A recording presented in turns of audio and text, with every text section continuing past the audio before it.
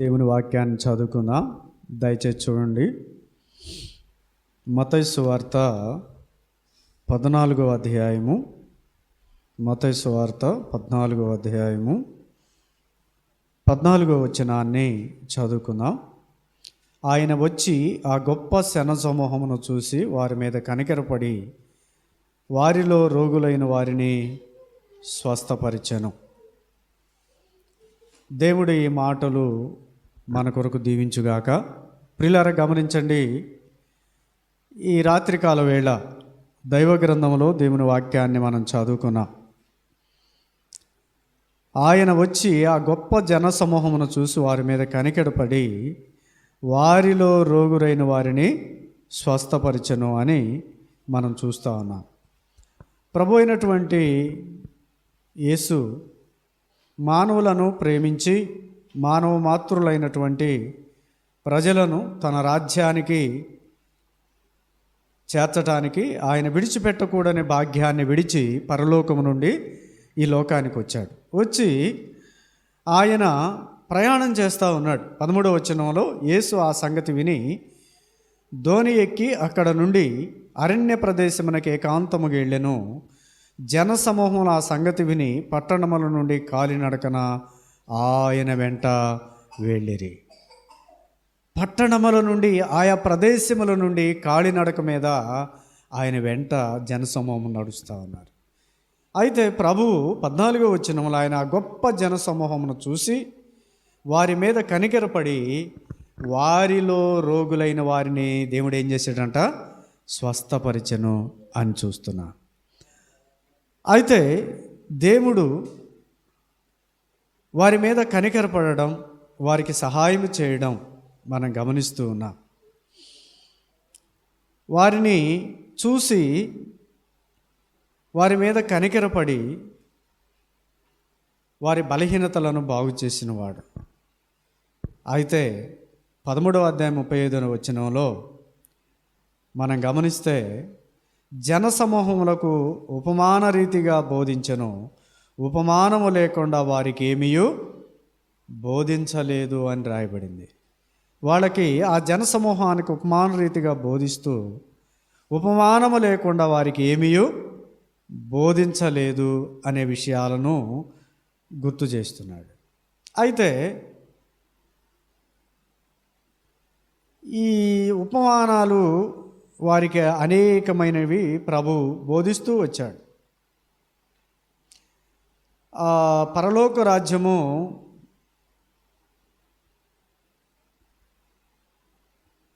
ఆయన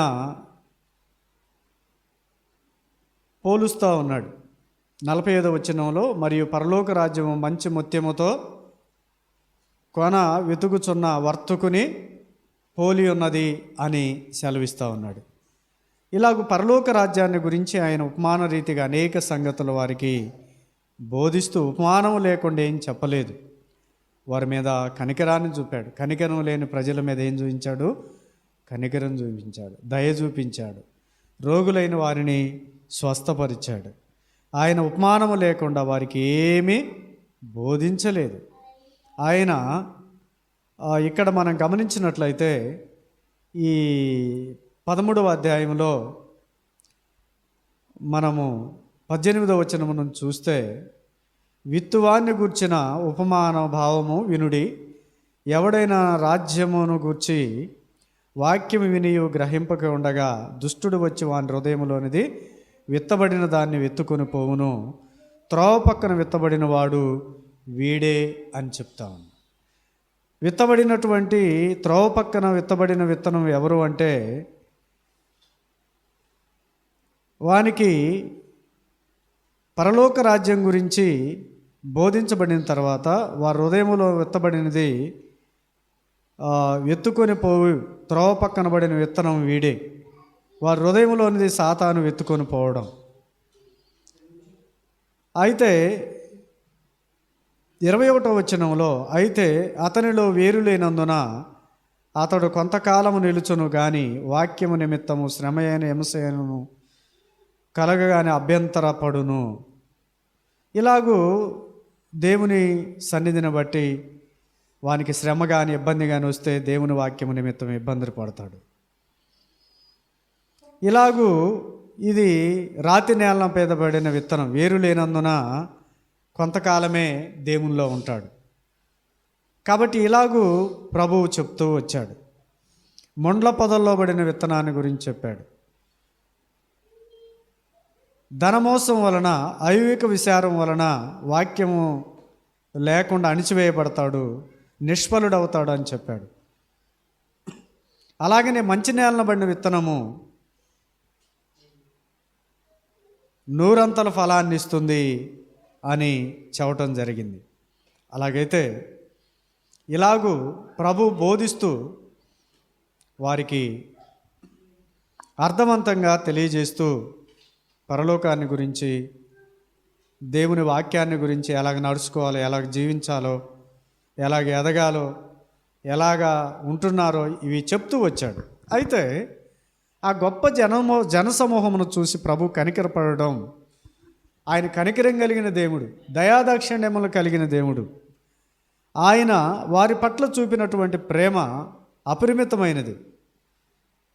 వారిలో రోగులైన వారందరినీ ఆయన ఏం చేశాడంట? బాగు చేసెను అని మనం చూస్తూ ఉన్నాం. నిజమే, దైవ గ్రంథములో అనేకమైనటువంటి సంగతులు మనము గమనించగలం. అలాగైతే దైవ గ్రంథములో మనము గమనించాల్సినటువంటి విషయం మరొకటి మన దృష్టికి లూకాసు సువార్త 4వ అధ్యాయం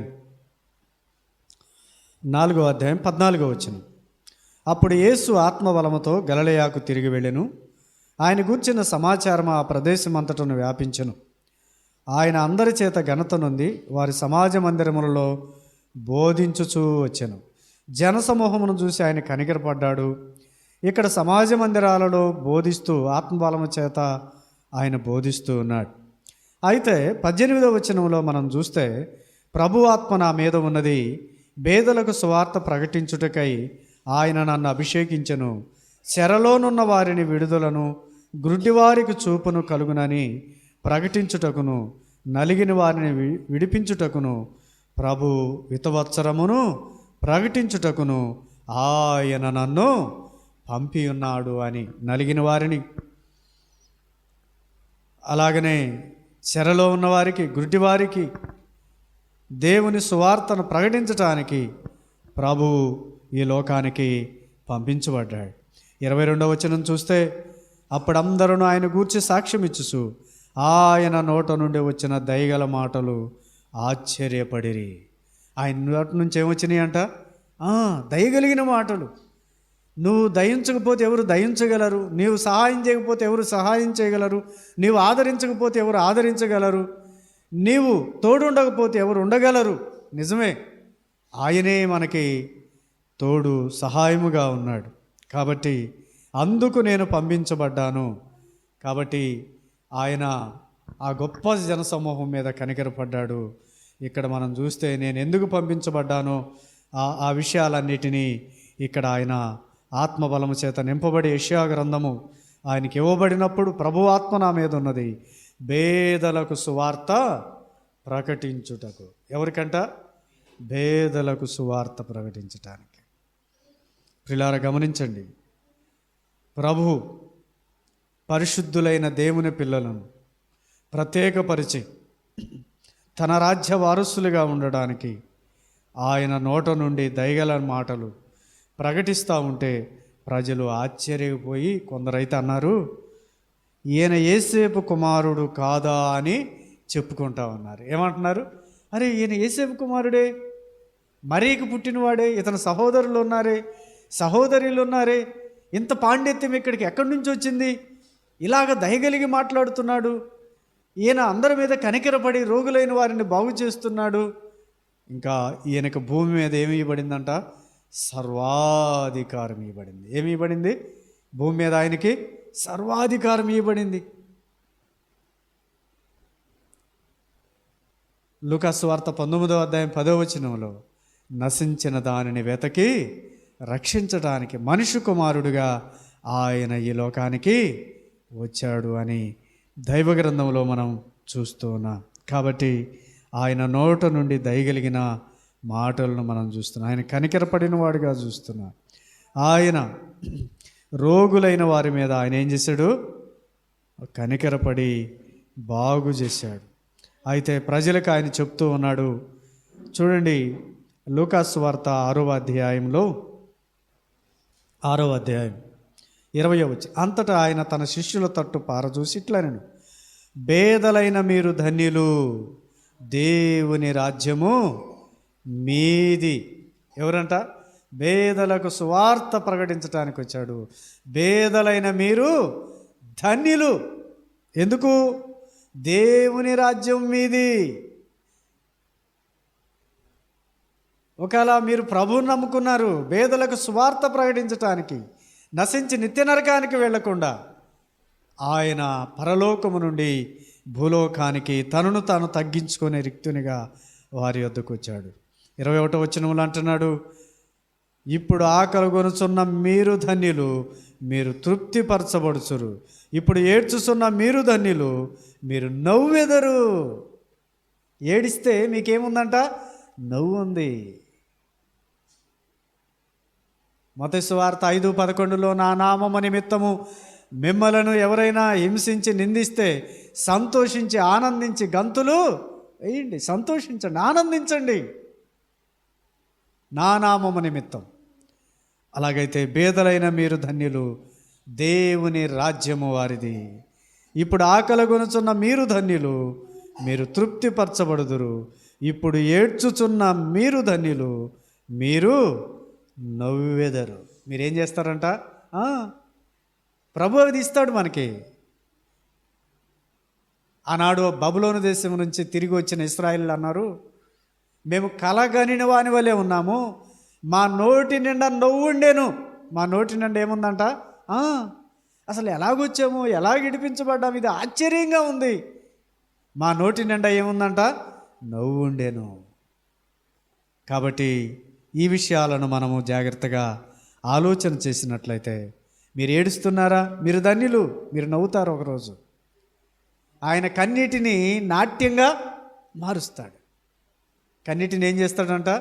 నాట్యంగా మారుస్తాడు. ఉన్నదానిని లేనిదానిగా చేస్తాడు, లేనిదాన్ని ఉన్నదానిగా చేస్తాడు. ఆయనకు అసాధ్యమైనది ఏది లేదు ప్రియులారా. కాబట్టి ఈ రాత్రి కాలంలో ప్రభు సన్నిధిలో ఏడుస్తున్న నీవు ధన్యుడు, ఆకలి కొని నీవు ధన్యుడు, నువ్వు తృప్తిపరచబడతావు. భేదవాడివైన ప్రభువుని నమ్ముకుంటే నువ్వు ధన్యుడు, పరలోకము నీది. ఈ లోకంలో నిరుపేదలైనను దేవుని రాజ్యములు ఏమవుతావంట? బహు భాగ్యవంతులం అవుతాం, బహు భాగ్యవంతులు. అందుకని అన్నాడు 2 కొరింథీ 8వ అధ్యాయం 9వ వచనంలో, మీరు ప్రభు అయిన యేసుక్రీస్తు కృప ఎరుగుదురు కదా అన్నాడు.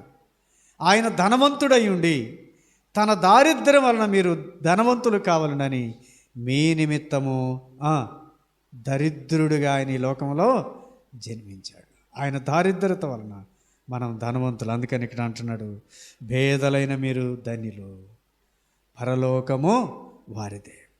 ఇప్పుడు ఆకలి కొనుచున్న మీరు ధన్యులు, మీరు తృప్తిపరచబడతారు. ఇప్పుడు ఏడుస్తున్న మీరు ధన్యులు, మీరు నవ్వుతారు. మీరేం చేస్తారంట? నవ్వుదురు. దుఃఖం ఎప్పుడు అలాగనే ఉండదు. యేసేపు ఎప్పుడు గుంటలో ఉన్నాడా? లేడు, కొంతకాలమే. కాబట్టి శ్రమలు ఎల్లకాలమో ఉండవు, కొంచెం కాలం అన్నాడు పేతురు తన పత్రికలో. కొంచెము కాలం మీరు శ్రమపడిన తర్వాత తానే మిమ్మల్ని స్థిరపరిచి బలపరుస్తాడంట. ఏం చేస్తాడంట? స్థిరతనిచ్చి ఏం చేస్తాడంట?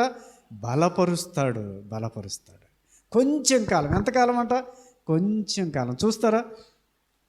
పేతురు రాసినటువంటి పత్రిక చూడండి, మొదటి పత్రిక 5వ అధ్యాయం 10వ వచనం. తన నిత్య మహిమకు క్రీస్తునందు మిమ్మల్ని పిలిచిన సర్వకృపాదియగు దేవుడు కొంచెము కాలము మీరు శ్రమపడిన పిమ్మట తానే మిమ్మల్ని పూర్ణులుగా చేసి స్థిరపరిచి బలపరుచును. ఏం చేస్తాడంట? ఇవి నా జీవితంలో ఈ మాటని రుద్దుకున్న పెన్ను పెట్టి ఏం చేశాను, రుద్ది రుద్ది రుద్ది కొంచెం కాలం. మన జీవితంలో శ్రమ అనేది ఎంతకాలం అంట, కొంచెం కాలం. ప్రియులారా గమనించండి, తన నిత్య మహిమనకు క్రీస్తునందు మిమ్మల్ని పిలిచాడు. తన నిత్య మహిమకు ఎప్పుడంట, నిత్యమైన మహిమలో ఉండటానికి ప్రభువైన యేసు క్రీస్తునందు మనల్ని పిలిచాడు. అయితే మీరు కొంచెము కాలము శ్రమపడిన పిమ్మట తానే మిమ్మలను పూర్ణులుగా చేసి స్థిరపరిచి బలపరుచును, యుగయుగములు ప్రభావములు కలుగునుగాక. ఆమేన్. ఎవరికంట, దేవునికే యుగయుగములు ఆయనకే ప్రభావములు కలుగునుగాక. ఆమేన్. శ్రమ ఎంతకాలము, కొంచెము కాలం, కొంచెము కాలం. పిల్లరా, ఈ సాయంకాల వేళ ప్రభు సన్నిధిలో శ్రమ పడుతున్న మీరు ధన్యులు అని చెప్పాడు కదా. దుఃఖపడుతున్న మీరు ధన్యులు, ఏడుస్తున్న మీరు ధన్యులు. ఎందుకు? ప్రభు అన్నాడు మనతో. ప్రభు అన్నాడు, మీ హృదయాలను కలవరా పడని. ఈ లోకాన్ని జయించిన వాడు మీలో ఉన్నాడు, మీలో ఉన్నాడు. కాబట్టి ఆనాడు ప్రభు అయిన యేసు ఆ జన సమూహమును ఆయన ఆ ప్రాంతంలో పట్టణాలలో సంచరిస్తూ ఆయన వెంట కాలినడకన అనేక మంది వస్తూ ఉన్నారు.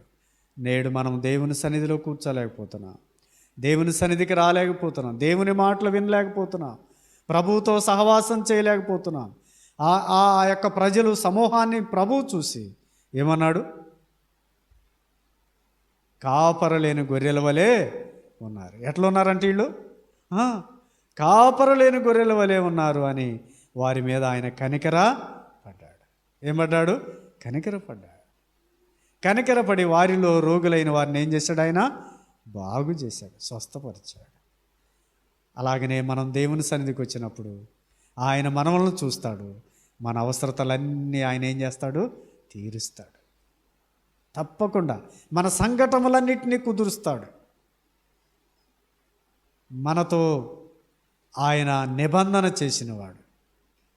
ఆనాడు యాకోబుతో చేశాడు, అబ్రహాముతో చేశాడు, ఇస్సాకుతో చేశాడు, తన భక్తులతో చేశాడు. ఇదిగో యాకోబు, నీతో చెప్పినది నెరవేర్చే వరకు నేను నిన్ను విడిచిపెట్టను. ఇదిగో నీవు ఐగుప్తికి వెళ్ళటానికి భయపడొద్దు, నేను నీతో కూడా వస్తా. ఏమన్నాడు? నేను నీతో కూడా వస్తా, నీతో కూడా, నాతో కూడా, మనందరితో ఉండేవాడు మన ప్రభు అయిన యేసు. ఈ రాత్రి ప్రభు సన్నిధిలో ఆయన మనల్ని చూసి ఆనాడు ఆ జనసమూహముని ఎలాగా ఆయన కాపరులేని గొర్రెల వలె ఉన్నారని చూసి కనికరపడ్డాడు.